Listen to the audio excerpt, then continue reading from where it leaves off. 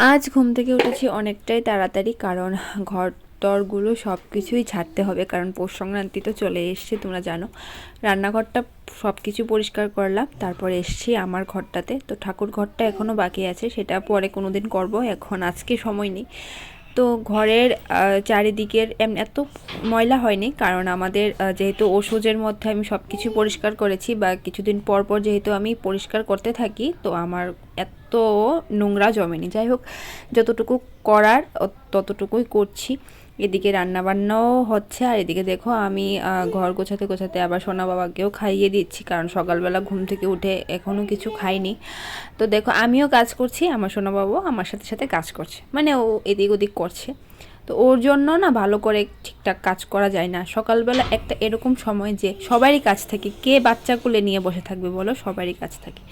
যাই হোক, তো আমি দেখো ঘর টরগুলো ভালো করে গুছিয়ে বিছানাতে একটা নতুন চাদর পেতে দিয়েছি, আর ঘরটা একটু গুছিয়ে নিলে কিন্তু মনটাও ভালো লাগে, আর আমি সবসময় এরকমভাবেই গুছাতে চেষ্টা করি।